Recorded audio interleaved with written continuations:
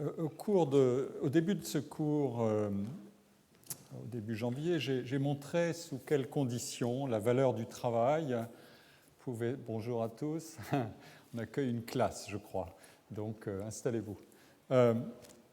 Au début de ce cours, j'ai montré sous quelles conditions la valeur du travail pouvait être reconnue comme intrinsèquement positive, c'est-à-dire expressive, au lieu d'être instrumentale. S'il faut que ce soit le cas pour tous les individus, les conditions sont notamment, je vous le rappelle, une égalité des talents et des capacités d'agir et de produire, un refus des comparaisons et des concurrences interindividuelles. Se dessinait alors une écologie communautaire du travail où chacun serait idéalement complémentaire des autres, moyennant l'abolition des facteurs de rareté générateurs de spécialisation productive du travail. J'ai montré pourquoi cette conception, tout en pointant vers certaines des dimensions très valorisées du travail, l'autonomie, la demande de sens et de reconnaissance, l'horizon long de développement de soi, notamment, aboutissait aussi à des impasses théoriques, sans préjuger par ailleurs du réalisme des conditions de possibilité exigées par une telle conception. Puis j'ai examiné les multiples dimensions du travail selon lesquelles ce travail est segmenté et stratifié en quantité et qualité.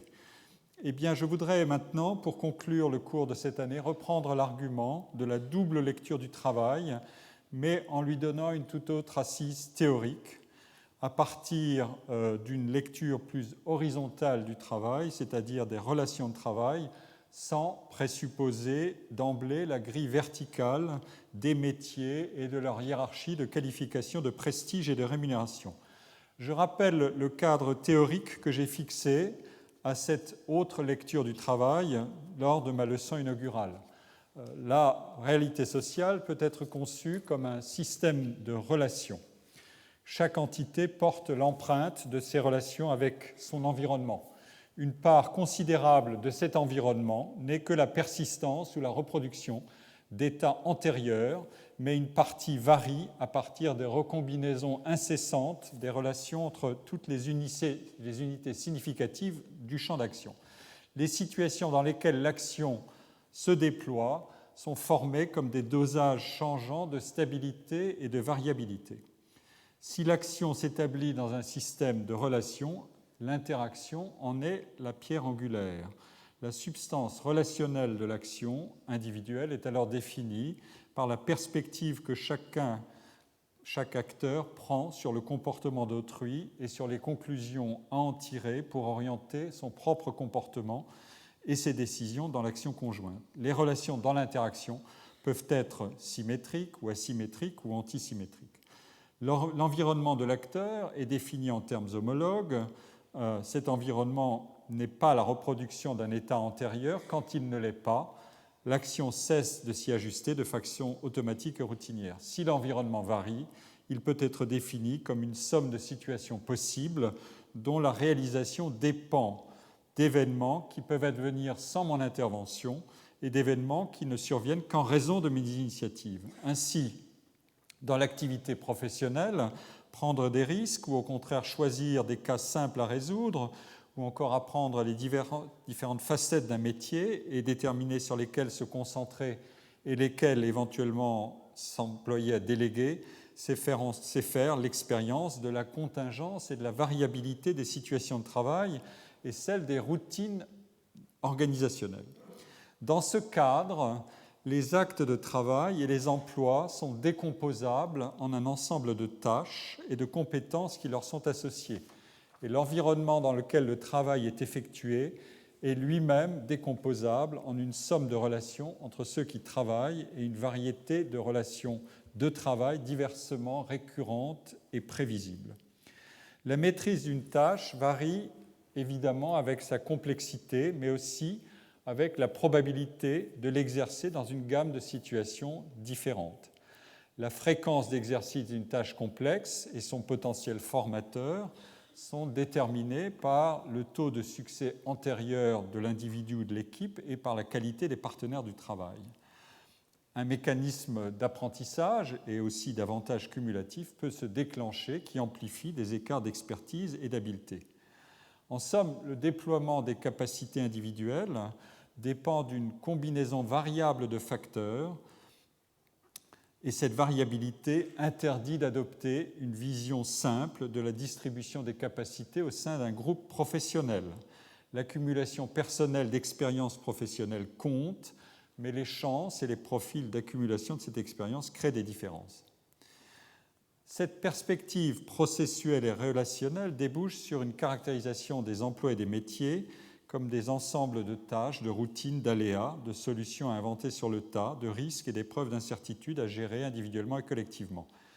Elle part de la dimension horizontale des relations interindividuelles, avec ses éléments de coopération, de conflit, d'apprentissage réciproque, pour enrichir l'analyse de la structure des rapports sociaux.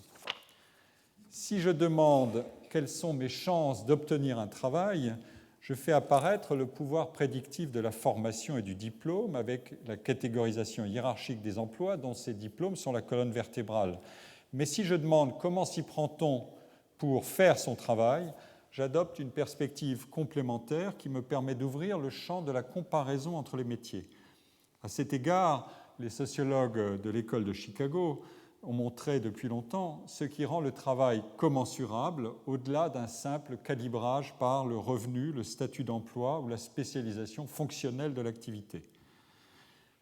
Qu'est-ce qu'ont en commun les concierges, les ferrailleurs, les entrepreneurs de pompes funèbres, les chauffeurs de taxi, les rabbins, les musiciens de jazz, les pharmaciens, les avocats, les médecins? Dans nos économies qui sont dominées par des services et par la teneur en interaction de ces services, je pense qu'il est salutaire de demander en quoi la symétrie des connaissances, des informations et de la crédibilité des métiers, sur laquelle est fondée par exemple la relation entre un avocat et un client, n'est pas si différente de celle qui caractérise la relation entre un plombier et son client ou celle qui caractérise la prestation d'un service religieux. En suspendant des hiérarchies de crédibilité et de prestige des différents métiers, nous avons donc accès à une dynamique des processus de travail dont l'analyse complète l'approche verticale par les qualifications et par les chances de gain. Le problème que je souhaite traiter dans cette dernière leçon cette année peut être formulé ainsi. Comment loger la conception du travail, de son contenu, des hiérarchies de qualification et de rémunération dans un cadre essentiellement relationnel? Les ressources analytiques que je vais utiliser viennent d'une double requalification des actes de travail, en examinant notamment des travaux de Everett Hughes et de Howard Baker. Je procéderai à une décomposition des métiers en tâches sans les localiser d'emblée dans une structure hiérarchisée des professions. Et ensuite, j'insisterai sur le caractère contingent de la performance de travail, sur le risque d'erreur et sur le potentiel formateur et qualificateur du travail. L'énumération des professions que j'ai faites à l'instant, les concierges, les ferrailleurs, les rabbins, les musiciens de jazz, les psychiatres, etc., désignent des comparaisons possibles qui peuvent servir à étayer les hypothèses de recherche généralisables à l'ensemble du marché du travail. Ces rapprochements de professions dissemblables et les comparaisons entre elles servent bien sûr à abolir quelque peu ironiquement les distances entre des métiers qui sont situés ordinairement loin les uns des autres dans une hiérarchie de prestige, de savoir et d'autonomie. Ces rapprochements ont été beaucoup pratiqués par des sociologies qui voulaient critiquer la construction par la théorie fonctionnaliste d'une hiérarchie des emplois dont les professions, au sens anglo-américain du terme, si vous voulez, les professions libérales en sont un certain équivalent en France, dont ces professions, entre guillemets, occuperaient invariablement le sommet. La sociologie de type interactionniste du travail et des métiers, celle qu'a créée d'une certaine manière Everett Hughes et qu'ont prolongé Howard Baker, Elliot Fredson, Anselm Strauss ou encore aujourd'hui Andy Abbott, s'est ingénié à faire pivoter l'analyse du prestige et de l'autorité sociale des professions, dont j'ai traité la dernière fois.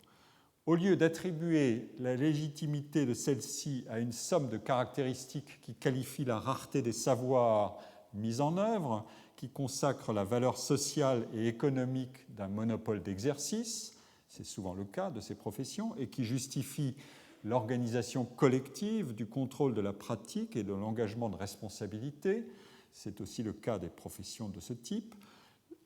Ces théories font du prestige non pas un fait mesurable, mais une construction, une variable instrumentale, un moyen de renforcer la valeur du monopole revendiqué par ces professions et un moyen d'entretenir la distance valorisante avec les autres activités. Qu'est-ce qui se passe quand on renverse la perspective? Pour démontrer l'intérêt de ce renversement, il faut indiquer que les relations qui paraissent caractériser seulement l'exercice de certaines professions se retrouvent en réalité partout. Ainsi, l'asymétrie d'information, de connaissance et de crédibilité sur laquelle est fondée la relation médecin-patient ou avocat-client n'est pas si différente de celle qui caractérise, comme je l'ai dit, la prestation d'un plombier. La distance entre les professions, professions en anglais ou en américain, et les occupations, qui sont les métiers moins protégés, ne relèverait-elle, et moins nobles, ne relèverait-elle que d'un jugement de valeur? C'est l'argument qu'on peut mettre en avant pour explorer ce que nous verrons si nous cherchons à retourner en quelque sorte à un socle commun à l'univers du travail. Je cite ici un propos de Everett Hughes dans un texte de 1951 qui a été reproduit dans un volume édité par Jean-Michel Chapouli, Le regard sociologique.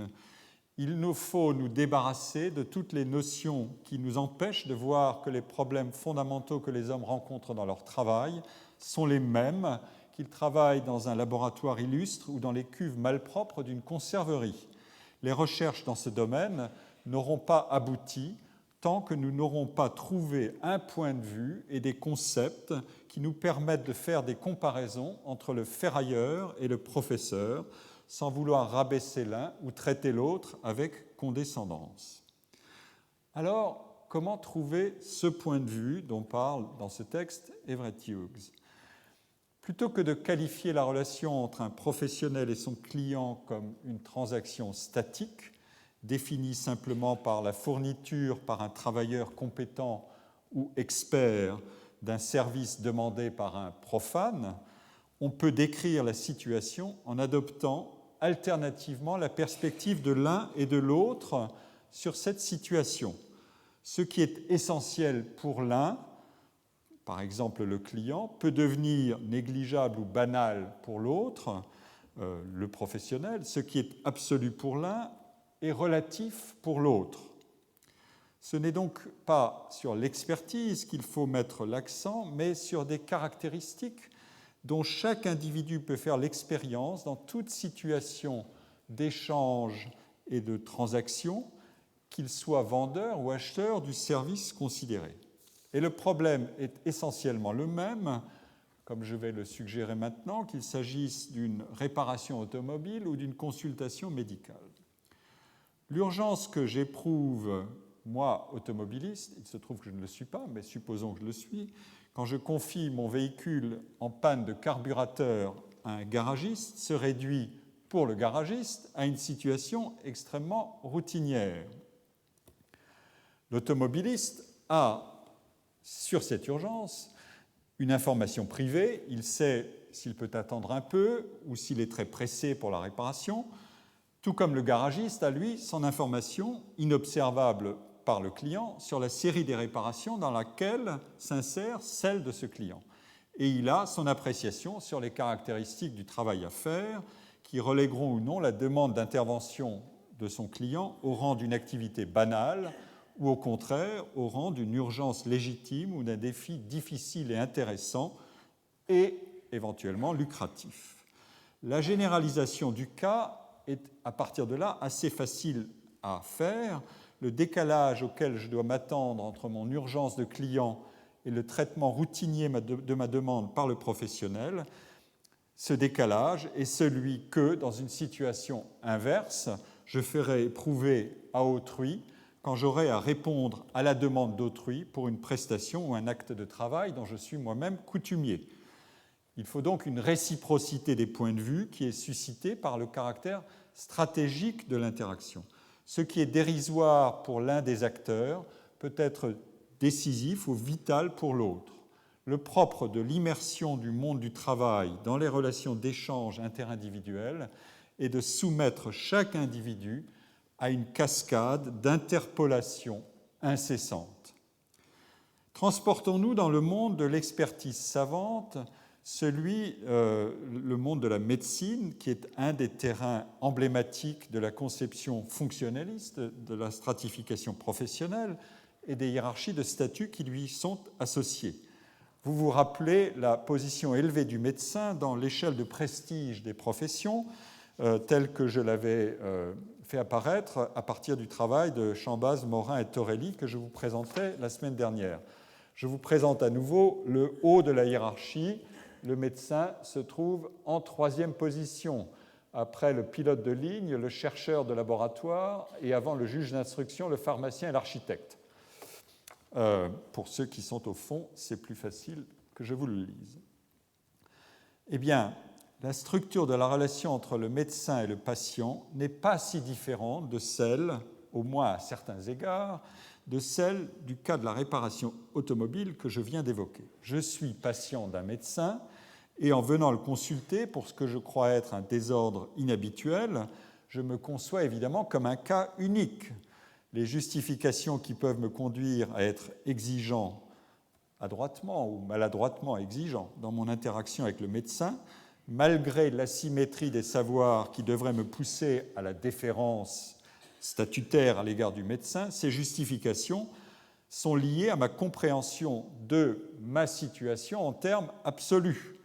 Moi, individu, donc une personne insécable, je suis une totalité unique, et pourtant je dois m'exposer à une situation dans laquelle le médecin isole mon problème et le détache de mon individualité, même si je suppose que le médecin sait contrôler les propriétés systémiques de ma pathologie pour traiter celle-ci judicieusement.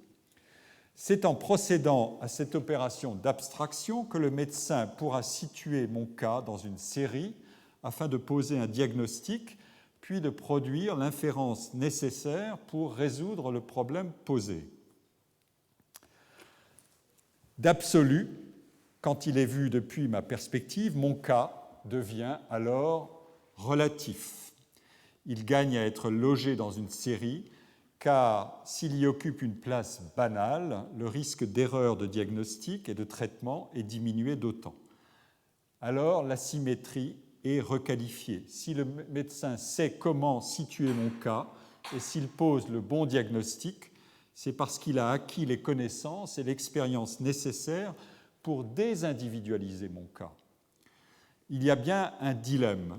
L'attention demandée par le patient soucieux que son cas soit cerné au mieux dans toute sa singularité sera satisfaite si elle est déçue, c'est-à-dire banalisée.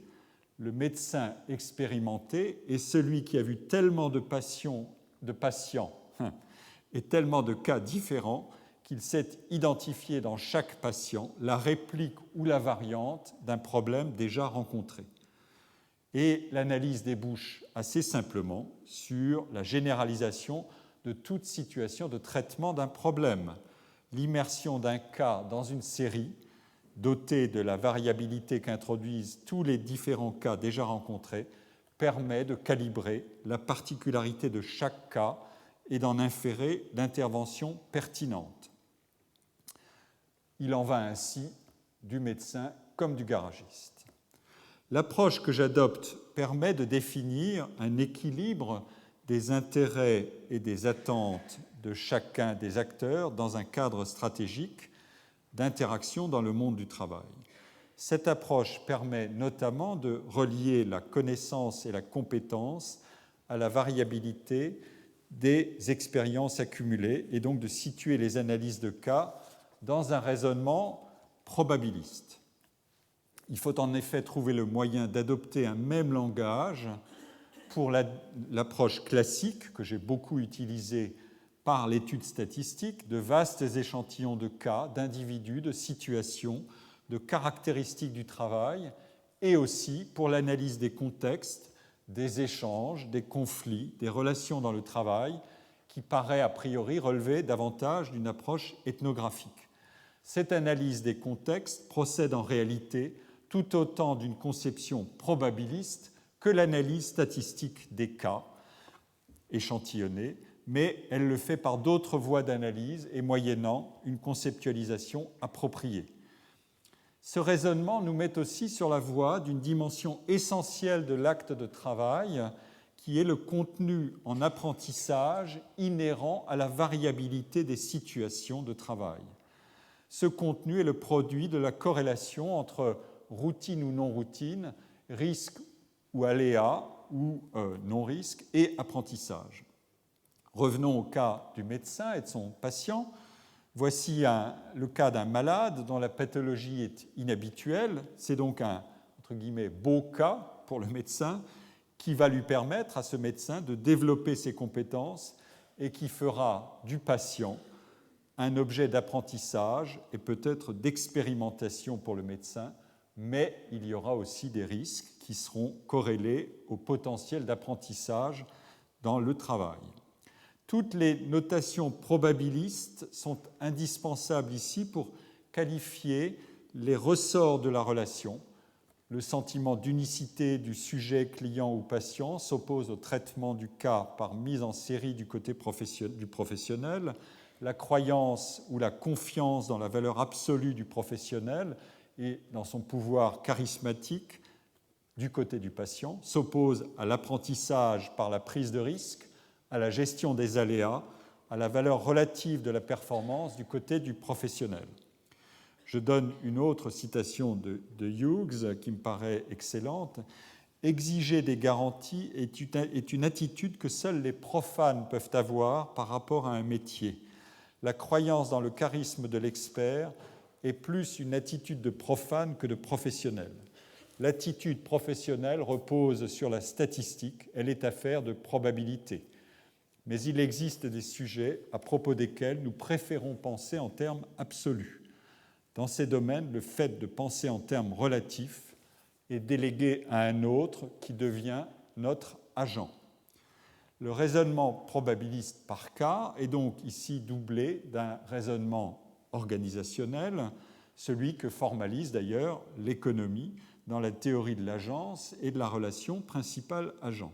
Le professionnel est l'agent à qui le client de ses services, celui qu'on appelle le principal en théorie économique, délègue le soin de prendre des risques. Cette relation d'agence a en effet son ancrage dans une asymétrie, puisque l'attribution du pouvoir charismatique au professionnel exprime du côté du principal, le client, l'espoir d'une maîtrise complète de l'aléa qui est l'objet de sa demande, et donc le principal achète la compétence de quelqu'un qui se meut dans l'aléa pour obtenir de lui un résultat certain. Cette mise en évidence des ressorts du maniement asymétrique de l'aléa dans la relation d'agence fournit bien un moyen de généralisation par comparaison qui rapproche les professions apparemment les plus dissemblables, telles celles de plombier, de prêtre, de dentiste et d'avocat. Mais, et maintenant j'en viens à cette thématique de la décomposition des actes de travail que je présente dans la diapositive qui figure devant vous, la situation de délégation du travail et des risques que je viens d'évoquer, elle est aussi réciprocable. Comment est-ce que je vais m'y prendre pour le démontrer ? Une conception simple et immédiate de la division du travail nous dit « ce que je ne sais pas faire ou que je n'ai pas les moyens ou le temps de faire, je le confie à autrui et réciproquement. Autrui me confie les activités qu'il n'a pas les moyens de réaliser. » mais nous pouvons ajouter une dimension supplémentaire grâce à laquelle nous logeons la division du travail dans un environnement d'imparfaite certitude sur le processus et son résultat. Il n'est pas certain qu'autrui réussisse parfaitement ce que je lui demande, ou pour le dire autrement, que je puisse spécifier avec suffisamment de précision tout ce que devrait être sa prestation et comment évaluer l'adéquation entre ma demande et le résultat. Il y a donc un risque afférent à la transaction qui vient de la variabilité inhérente à tous les actes et situations prescrits de travail qui ne sont pas intégralement mesurables et contrôlables. Ceci s'applique à de nombreux actes de travail et pas simplement à ceux qui, en étant ou en paraissant les plus complexes, requerraient l'expertise la plus haute ou la plus rare. Mais le coefficient de risque et de variabilité est bien évidemment gradué. Il varie selon les tâches et les conditions d'effectuation des tâches. Comment formaliser cette dimension du risque et de la variabilité qui sont inhérents au travail? Il y a deux arguments. La première spécification porte sur ce qui est appelé une activité ou un métier, et la deuxième spécification du travail porte sur le risque d'erreur et les moyens de perfectionnement. D'abord, ce qu'on appelle métier et la manière de le décomposer. Tout métier est un paquet de tâches variées dont certaines sont valorisées ou valorisantes et d'autres sont routinières, pénibles ou sales ou même dégradantes. Cette exploration par différenciation permet par exemple de distinguer pour chaque acte de travail les éléments de routine et ceux qui sont de non-routine. Nous pouvons procéder à une cotation des différentes tâches qui sont réunies dans une activité selon les exigences cognitives, émotionnelles et physiques qu'elles comportent, selon leur caractère gratifiant, lassant, rebutant ou pénible, et selon la variété et la flexibilité des routines qu'elles sollicitent. Cette décomposition analytique du travail conduit à enquêter sur l'exposition des métiers, notamment aux effets des innovations technologiques et de la globalisation des marchés du travail. Certaines tâches sont directement complémentaires des évolutions technologiques. D'autres tâches, tout en étant réalisées par des travailleurs moyennement ou fortement qualifiés, sont constituées d'un ensemble peu flexible de routines et elles sont donc automatisables et les métiers dont elles étaient le cœur disparaissent quand les outils technologiques les absorbent. D'autres tâches encore sont sous-traitées ou délocalisées en fonction de la compétition par le prix du travail, à l'échelle locale ou internationale. D'autres tâches, enfin, qui sont diversement qualifiées, ne sont pas exposées à la substitution technologique ou à la compétition par le prix. Il en va ainsi des services personnels ou des activités de type artisanal qui ont depuis longtemps intéressé les sociologues. L'étude de la polarisation actuelle des emplois et des rémunérations révèle un affaissement au centre de la distribution dont j'ai parlé antérieurement et la notion de classe moyenne, agrégat statistique, devient une zone de centrifugation des qualités du travail au contact de cascades d'innovations technologiques et organisationnelles. Trois chercheurs américains, Autor, Levy et Murnane, ont proposé un modèle pour distinguer entre les tâches routinières et les tâches non routinières, et ils ont indiqué comment les ordinateurs et autres outils et robots numériques se substituent aux individus pour effectuer des tâches manuelles et cognitives routinières, c'est-à-dire codifiables et standardisables, mais aussi comment ces machines numériques sont des compléments qui améliorent la productivité des travailleurs dans leurs tâches analytiques et interactives non routinières. Dans une des nombreuses études qu'ont suscité la discussion et les tests empiriques de ce modèle, Francis Green, dont je reproduis ici des éléments du travail, a repris des données sur l'évolution des tâches dans le travail en Grande-Bretagne entre 1997 et 2006 à partir d'enquêtes sur les conditions de travail. Dans le tableau, dans les données et les tableaux qui suivent, il présente 8 domaines de compétences génériques du travail qui sont associés à des tâches: literacy, numeracy, external communication, influencing, self-planning, problem solving, physical tasks, checking tasks. Chaque rubrique comporte une série de tâches de travail et les mesures concernent le pourcentage des travailleurs qui indiquent que cette tâche est essentielle plutôt que très importante ou assez importante ou pas très importante ou pas du tout importante dans l'effectuation d'un travail. Alors, ici figure un indice synthétique de la progression des tâches qui sont dans le travail considérées comme essentielles. Vous voyez que je vais détailler ces tâches ou cet ensemble de tâches. Les tâches de literacy, c'est-à-dire rédiger, utiliser des documents écrits, en produire, selon différents formats, sont en progression. Les tâches d'influence, qui sont beaucoup liées à des relations, à des activités à forte densité relationnelle, qu'elles soient de coopération horizontale ou verticale, sont aussi très fortement en progression. Et les tâches d'organisation du travail sont aussi parmi celles dont le caractère essentiel est le plus fortement reconnu à la fin de la période étudiée.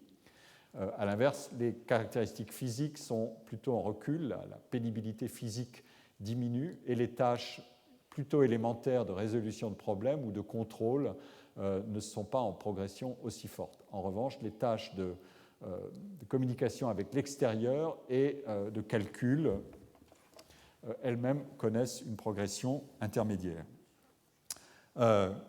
Qu'est-ce qu'il y a dans ces tâches? Ici figurent les rubriques et leurs détails.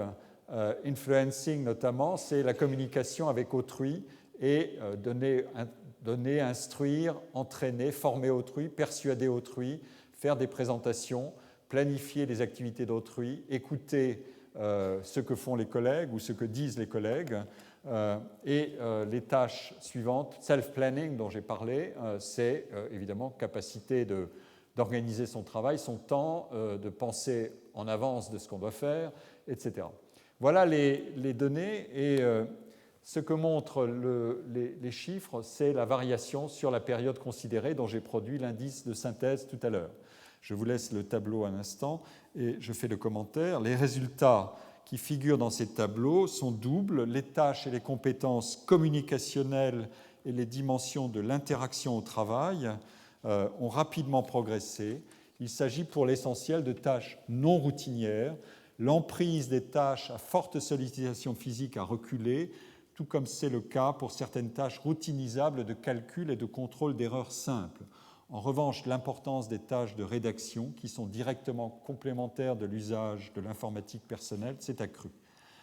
Deuxième ensemble des résultats, il n'est pas simplement question de la nature intrinsèque du travail dans l'observation des évolutions du travail, mais aussi de l'impact des changements organisationnels qui maximisent par exemple le self-planning et la communication interne et externe à l'organisation. En d'autres termes, réflexivité dans la gestion de son travail et intensité relationnelle sont tout autant des éléments de changement organisationnel que des conséquences d'innovation technologique ou de transformation du contenu du travail via la substitution par les technologies.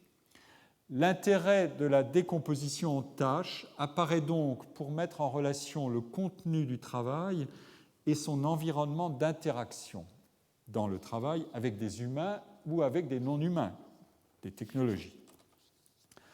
La décomposition du travail en tâches permet de faire apparaître non seulement cette dimension technique et organisationnelle et son évolution, mais aussi une dimension morale du travail et de la division du travail.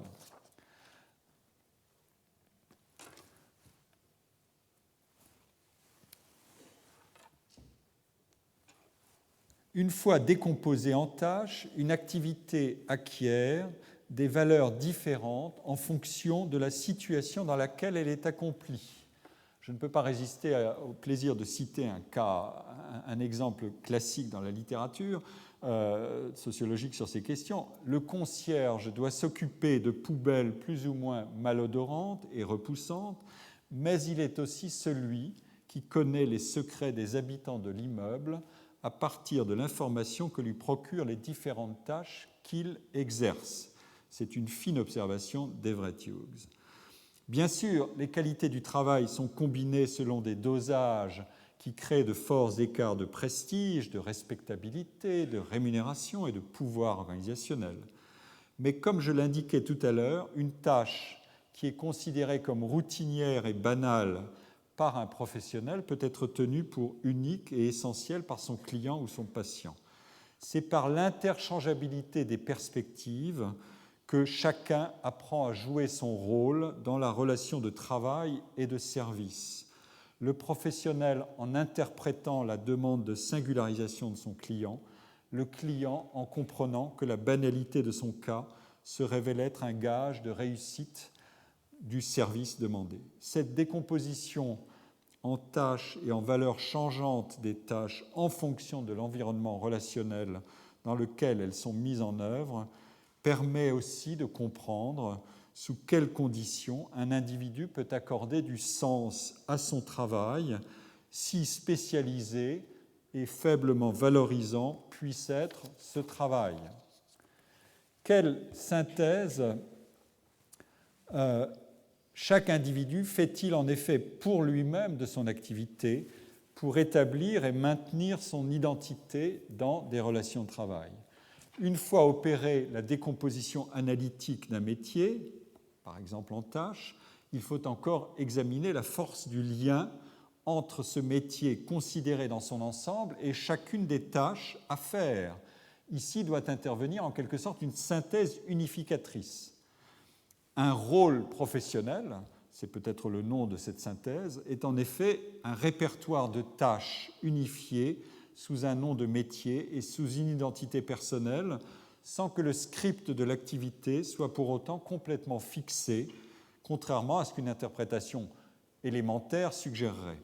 Ce rôle doit donc être interprété pour s'ajuster à la variabilité des situations et des interactions. En ce sens, il y a un caractère dramaturgique dans les relations de travail.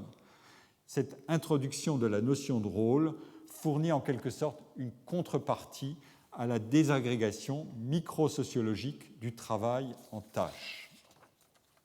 C'est un des outils qui permettent d'avancer dans une exploration bottom-up du monde du travail et des métiers. Et la dimension morale de la division du travail surgit ainsi. La deuxième spécification du travail à partir de sa décomposition en tâches est dynamique. Les activités que la division technique du travail distingue et spécialise sont fortement hiérarchisées selon la capacité dont on dispose de pouvoir déléguer les tâches les moins enviables ou les plus routinières à quelqu'un dans l'organisation ou dans une autre profession. Mais les professions se structurent en partie en fonction, certes, du pouvoir de déléguer ces tâches, mais il y a une dynamique incessante de recomposition des métiers par agrégation et désagrégation de tâches. Une profession évolue si elle parvient à déléguer des tâches routinisables à une profession moins enviable, ou à l'inverse, si elle parvient à faire reconnaître les compétences qu'exige l'exercice de tâches exigeantes, ou encore si elle parvient à concurrencer des professions supérieures en capturant des tâches que ces professions supérieures ont antérieurement monopolisées. Les tâches qu'une profession entend se réserver ne lui sont après tout attachées par aucun lien absolu et permanent de nécessité. Entre le gynécologue ou la sage-femme, l'infirmière et l'aide-soignante, il y a une délégation en cascade de tâches de soins aux malades qui est organisée mais qui évolue. Les revendications professionnelles, les changements organisationnels et les innovations technologiques font évoluer les expertises et les aires d'expertise que se réservent les professions, ce qui trace une frontière mouvante entre concurrence et complémentarité dans les relations de travail. Le cas récent des sages-femmes et de leurs revendications pour obtenir la reconnaissance d'une identité de profession médicale avec les droits qui lui sont attachés en sont un exemple quasiment paradigmatique. La décomposition analytique des métiers en tâches a en somme un double intérêt.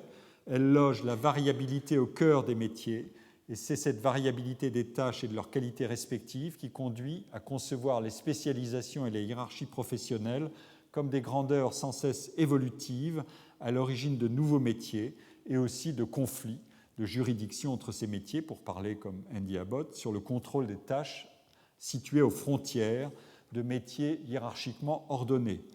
Et deuxièmement, elle fournit la matrice d'une intercompréhension des acteurs qui doivent effectuer un ensemble de tâches qui comportent toujours, mais en dosage variable, des boulots valorisants, routiniers et ingrats. J'en viens à mon deuxième thème, le risque d'erreur et les moyens de perfectionnement. Comme je l'ai montré, l'analyse décomposée d'un métier permet de transformer celui-ci en une totalité hétérogène quand il s'agit des savoirs qui sont engagés pour les différentes tâches à réaliser et s'agissant du caractère plus ou moins désirable et routinier de celle-ci. Cette décomposition est donc assez logique s'agissant de la part cognitive, physique et technique de chaque métier. Mais est-ce qu'on peut procéder de la même manière quand il s'agit de la dimension symbolique de la hiérarchie des métiers, c'est-à-dire de leur respectabilité sociale, de leur pouvoir social et économique? En d'autres termes, peut-on fracturer cette barrière symbolique qui isole les métiers que certains sociologues comme Hughes appellent des métiers prétentieux des autres et écarter les jugements de valeur explicitement ou implicitement convoyés par la catégorisation des métiers? Souvenons-nous que la hiérarchie des métiers est fortement liée à une hiérarchie des qualifications et des revendications d'expertise plus ou moins rares. Alors, pour examiner ce que les professions partagent avec toutes les autres, une des solutions sera d'examiner le fondement social de l'écart de savoir qui est à l'origine d'un pouvoir professionnel. Ici, il y a deux voies qui peuvent être suivies. Étudier les fonctions et les limites de ce qu'on appelle le secret professionnel et étudier les erreurs dans le travail et la prise de risque et la tolérance à l'égard des erreurs. Le secret d'abord. Le secret qui protège l'exercice des professions détenant un monopole d'exercice est une caractéristique très connue. Fonctionnellement, c'est le moyen d'établir entre le professionnel et son client une relation de confiance inébranlable. L'actualité nous en a donné certaines démonstrations aussi récemment, afin que le client demeure persuadé que le savoir détenu par le professionnel est employé à bon escient et sans abus. L'étude de la gestion du secret fournit en fait le moyen de souligner l'ambivalence de ce pouvoir légal, moral et intellectuel que les professions se font reconnaître. Non seulement ces professionnels peuvent faire ce que d'autres ne sont pas habilités à faire, mais en tant que groupe, ils prétendent indiquer à la société ce qui, dans tel ou tel domaine de l'existence, est bon et juste pour l'individu et pour la société. En fait, ils définissent les catégories dans lesquelles ce domaine peut être pensé. Cette capacité d'agir de l'expert à l'abri du contrôle des profanes paraît définir une hiérarchie simple de crédibilité et de respectabilité, mais elle est en réalité beaucoup plus trouble que ne le veut la morale officielle de la division du travail. Howard Becker, en s'appuyant sur des travaux consacrés à la médecine par Elliot Fredson, indique ainsi que, je cite, « les patients émettent continuellement des jugements sur le travail et sur les capacités des professionnels ». Un séminaire antérieur l'a souligné à propos de la médecine. Les patients changent souvent de médecin en l'ayant décidé eux-mêmes sur la base de leurs propres connaissances et expériences ou sur le conseil d'amis, de proches, de voisins qui leur indiquent qu'un médecin sera plus efficace qu'un autre. Les patients distinguent ainsi les maladies ordinaires et banales pour lesquelles ils peuvent être traités par n'importe quel médecin, tant qu'il fait l'affaire et n'est pas trop cher, et les maladies non ordinaires qui requièrent les services d'un médecin capable de les convaincre d'une manière ou d'une autre qu'il est spécialement bon. Et, comme le souligne Becker, dans le cas des soins ordinaires, l'autonomie du médecin se réduit dès que les malades lui font connaître leurs exigences en matière de quantité, de qualité de médicaments et d'examens à prescrire. L'évolution des technologies de l'information n'a fait que renforcer la capacité des patients de se procurer des connaissances par eux-mêmes pour réduire l'asymétrie de compétences, de même que les outils d'évaluation des hôpitaux, de leurs différents services, voire des médecins pris individuellement, se sont multipliés. Et il y a un autre argument qu'on peut mentionner qui atteint le cœur même de la crédibilité des professions prestigieuses, quand il est question de la part irréductiblement non éthique des pratiques professionnelles, pourtant abritées derrière des titres d'expertise et de respectabilité qui leur valent un monopole, l'avocat partage des secrets troubles avec son client. Le journaliste négocie et protège ses sources. Le policier bénéficie d'informations grâce à des indicateurs qui appartiennent au milieu du banditisme, au prix d'arrangements douteux. L'argument du secret diplomatique est manié par des responsables qui couvrent des opérations qui pourraient être, dans un autre contexte, qualifiées de délictueuses, voire de criminelles. Donc, ces pratiques ne résultent pas simplement de dérives personnelles sans rapport avec le comportement habituellement exigé d'un professionnel, mais font partie des prérogatives accordées à ceux qui détiennent le monopole d'exercice de tels métiers. De ce maniement du secret, on peut dire qu'il est peut-être nécessaire puisqu'il est un ciment de confiance, mais son analyse montre aussi que l'usage du secret n'a que peu de rapport avec le prestige symbolique des activités professionnelles officiellement vouées à la moralité et au désintéressement. Le seul fait pour le professionnel de décider discrétionnairement de ce qu'il garde pour lui suffit à qualifier la légitimité du pouvoir qu'il détient, je veux dire à qualifier cette légitimité dans d'autres termes que ceux d'une morale universelle. Venons-en à l'erreur dans le travail. C'est le second principe de fracturation des hiérarchies symboliques.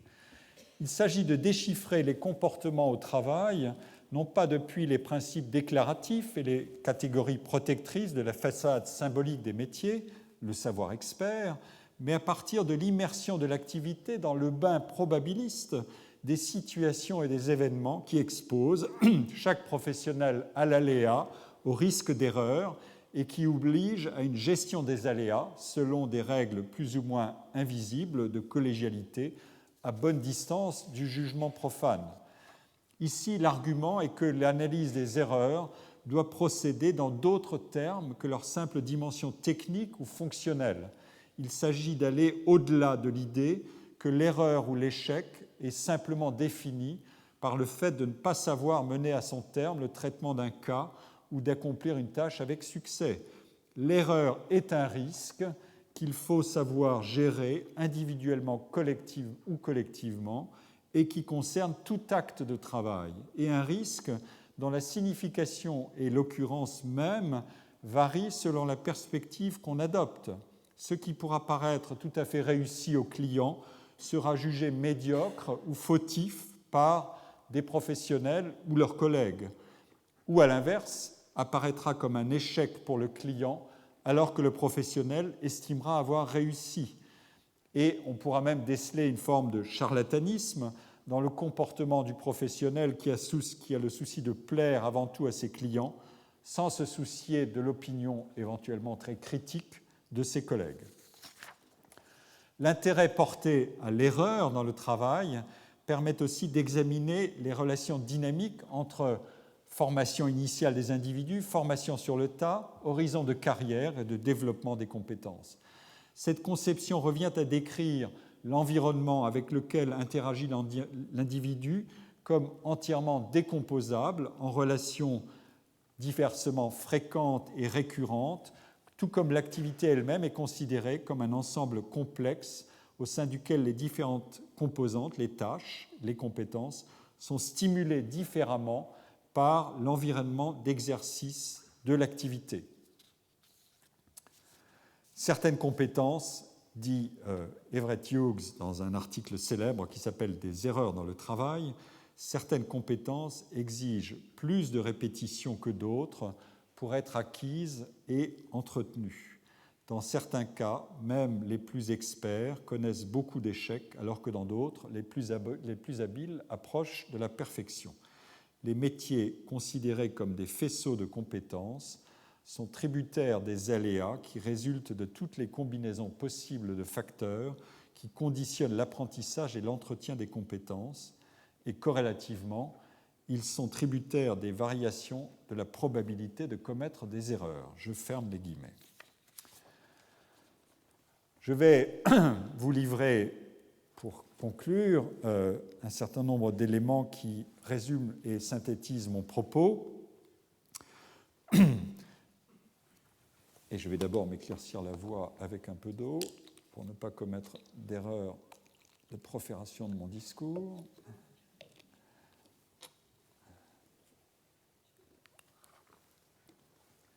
Pour agir et se coordonner dans le travail, les individus doivent inventer et exploiter toutes sortes de ressources qui ne relèvent pas d'une simple cartographie des compétences et des tâches prescrites par la division du travail.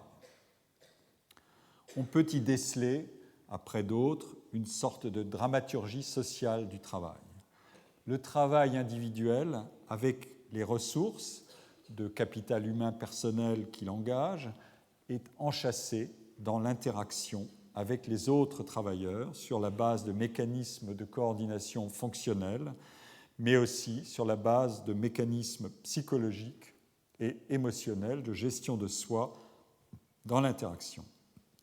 La scène du travail met en contact des travailleurs, mais s'inscrit dans un triangle dont le troisième côté est constitué par ceux qui demandent et rémunèrent l'acte de travail, clients, patients, employeurs, et qui ont à exercer eux-mêmes un rôle sur la base d'une asymétrie de compétences et d'informations qui ne saurait pourtant les confiner à la passivité. Aucun des acteurs ne peut se définir par un seul rôle dans la situation, car l'interchangeabilité des rôles est une donnée de la vie sociale. Tel individu qui est agent dans une relation économique d'échange d'un acte de travail contre une rémunération devient principal quand il est lui-même client ou patient dans une autre situation sociale. Tel individu qui est situé dans une relation collégiale ou hiérarchique de travail doit en savoir assez sur l'activité d'autrui pour se coordonner avec lui, pour adopter un point de vue complémentaire du sien dans les multiples situations qui ne sont pas la simple exécution d'un script préétabli, pour tolérer les risques d'erreur et d'échec tout en veillant à la juste imputation de ceux-ci, pour interagir avec les clients ou les consommateurs quand la relation de travail l'implique, en même temps qu'elle implique ses collègues de travail. Et donc une triple approche est rendue possible. D'une part, le travail est assurément divisé, organisé, hiérarchisé. Les relations interindividuelles au travail sont structurées et les métiers se distinguent assurément par des graduations de responsabilité, de respectabilité, de prestige. Mais les mécanismes de stratification ne sont pas simplement des hiérarchies de compétences et de capacités de monopolisation d'aires d'exercice de ces compétences. Toute activité comporte des éléments de routine et de non-routine dont le dosage varie beaucoup. Dans un autre vocabulaire, qui est complémentaire, on dira que toute activité comporte des niveaux variables de risque d'échec ou d'erreur. Ce facteur devient une dimension de stratification dès lors que le risque peut être délégué ou mutualisé, ou que le travail peu valorisant peut être délégué, ou que des tâches plus valorisantes peuvent être capturées et contribuer à la redéfinition du métier et à la dévalorisation corrélative du métier réceptacle des tâches rejetées. Pourtant, le risque et l'erreur ne sont pas de simples accidents dans la mise en œuvre de compétences et dans la visée d'un niveau donné de performance. Toutes sortes d'arrangements sont nécessaires pour tolérer et gérer le risque individuellement et collectivement, parce que l'inexpérience ou l'aléa générateur de décisions erronées ou sous-optimales sont inhérents au déroulement de l'activité, parce qu'ils peuvent avoir une valeur fonctionnelle essentielle pour élever le potentiel formateur de l'activité, le côté essai-erreur, et parce que l'appréciation du risque et de l'erreur varie avec la perspective qui est adoptée sur la situation et sur le cas à traiter. Un autre levier essentiel de la généralisation procède par le contournement et l'enrichissement de la stratification segmentatrice, c'est la décomposabilité analytique des métiers en tâches dont j'ai parlé, Son étude a gagné en importance dans l'agenda actuel des recherches sur le travail. Ces tâches, ai-je montré, sont complémentaires des évolutions technologiques. Certaines sont complémentaires, d'autres sont substituables et automatisables, et les métiers dont elles étaient le cœur disparaissent, et d'autres sont sous-traitables. Appliqué à la division horizontale et verticale du travail, l'argument que j'ai voulu former stipule que les prérogatives d'un métier ne peuvent pas être exercées sans que soient prises en compte les multiples zones d'intersection avec des métiers situés dans la même ligne hiérarchique que celui-là. Ces zones d'intersection apparaissent quand un métier est décomposé en un ensemble de tâches. Les connaissances, les compétences, les routines qui sont associées à ces tâches et dont on fait l'expérience sur le tas forment des ensembles composites et mouvants. Des phénomènes de concurrence et des stratégies d'anoblissement et de relégation redistribuent les tâches au sein des métiers et entre les métiers voisins au gré des opportunités, des luttes professionnelles et des innovations techniques. Mais la décomposition en tâches fait aussi apparaître que nul métier n'est simplement prestigieux ou uniformément sale, et c'est là l'un des ressorts de l'intercompréhension et de la coordination interindividuelle dans le travail. Enfin, tout travail a ses secrets inavouables, ses principes éthiques, certes, mais aussi ses revers moralement douteux ou parfois sales, et tout travail rencontre des situations dans lesquelles la qualification du résultat et des moyens pour y parvenir n'est pas chimiquement pure. Ce qui est délictueux ou défaillant aux yeux d'un professionnel dans le travail d'un collègue est imperceptible pour un profane. Ce qui fait partie des conditions normales d'exercice d'un métier peut être moralement indéfendable dans un autre. Dans le monde du travail, chacun cherche à construire et à maintenir une identité à travers la diversité des points de vue qu'il peut prendre sur les situations dans lesquelles il est engagé, à des titres différents et à travers la variété des rôles qu'il y exerce alors. Les propriétés critiques de dévoilement que comporte une telle approche sont par définition d'autant plus visibles qu'on s'élève dans la hiérarchie de crédibilité et de respectabilité des métiers, mais le monde social qui est ainsi analysé ne se mue pas pour autant en un jeu à somme nulle, autrement dit en une scène où tous les acteurs seraient en conflit généralisé. Car, de manière obsessionnelle, il faut toujours se demander comment fait-on des choses ensemble et comment s'y prend-on pour aboutir à un résultat. Je vous remercie.